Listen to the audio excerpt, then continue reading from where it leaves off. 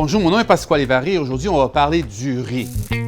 Comment ça se fait qu'il y a du riz même en Italie? C'est pas n'importe quel riz. C'est un riz à court grain que les Italiens aiment bien faire le risotto avec. On le retrouve uniquement dans le nord. C'est à cause des Alpes. Cultivé avec beaucoup d'attention et beaucoup de soucis. Pour eux, le risotto va remplacer une pâte. On retrouve 3 variétés ici au Québec. On a l'arborio, on a le biellone nano et on a le carnaroli. Comme chef, pour un risotto, mes 2 préférés sont le carnaroli et le biellone nano. Commencez peut-être avec le arborio, mais ensuite passez au carnaroli, vous allez voir la différence. Un bon risotto, ça peut être végétarien avec des viandes, des poissons. Moi, je l'adore avec des crevettes nordiques du Québec, mes préférés. On ne veut pas trop cuire le riz, légèrement al dente. Toujours le terminer avec un peu de beurre et un peu de fromage. 15 minutes de cuisson, allez-y doucement, avec un bon verre de vin, vous allez vous régaler. L'approche italienne, c'est toujours d'acheter le produit lorsqu'il est à son sommet. Malheureusement, souvent à cause du climat, on ne l'a pas à l'année longue. Qu'est-ce qu'on appelle, nous, des conserves d'aliments, de légumes, des champignons, des artichauts, des olives. C'est excellent pour l'économie locale et s'assure aussi que le produit est bon à l'année longue. La qualité de l'huile qu'on met dedans, c'est souvent un mélange d'un tournesol avec l'huile d'olive ou 100% l'huile d'olive. Très rare qu'on fait des marinades avec une huile canola ou une huile de maïs. C'est tellement important de commencer le repas avec quelque chose qui est légèrement vinaigré et qui ouvre l'appétit. Ça va agrémenter tout plat dans un sandwich, sur une pâte, sur une pizza ou même pour accompagner un steak. Un produit d'Italie en pot mariné va toujours bien d'amarrer vos repas sur la bonne note. J'adore.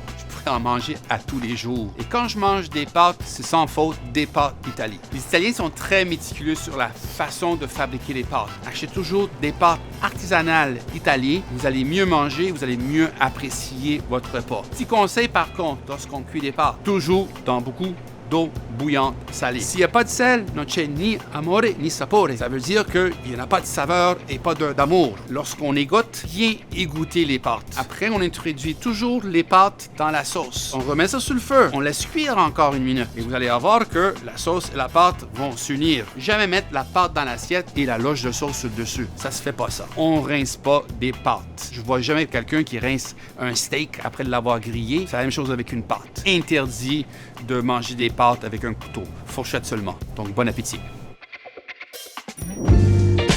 Pas n'importe quel fromage. Des fromages italiens.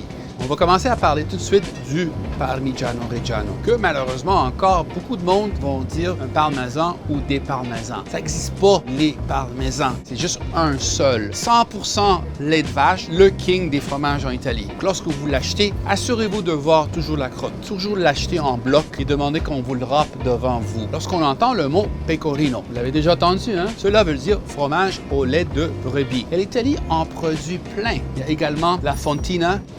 Excellent pour les fondus. Lorsqu'on parle de vieillissement d'un fromage, on dit l'affinage. Plus que le fromage est affiné, plus il va sécher, il y a moins d'eau dedans et plus qu'il est goûteux. On ne peut pas rentrer ici et acheter un formaggio, on achète des formaggi. Il y en a tellement qu'on ne peut pas s'en passer d'en acheter juste un. L'Italie a plein de charcuteries. Qui parle de charcuterie d'Italie, on doit absolument parler du prosciutto. N'importe quel prosciutto d'Italie, vous allez être surpris par le dosage de sel. Les Italiens mettent toujours beaucoup moins de sel et on laisse le temps d'affinage y aller doucement. On n'enlève pas le gras. Il joue son rôle de donner de l'homogénéité. Je voudrais juste vous montrer une tranche de prosciutto, la bonne façon. C'est parfaitement coupé. Toujours tranché mince. Prenez dans vos mains et allez. Le produit que vous voyez derrière, c'est la mortadella di Bologna, le produit que tous Italiens ont été élevés à manger dans un sandwich. Regardez ici cette belle tranche de mortadella. Moi, je ne peux pas m'empêcher. Bon, hein?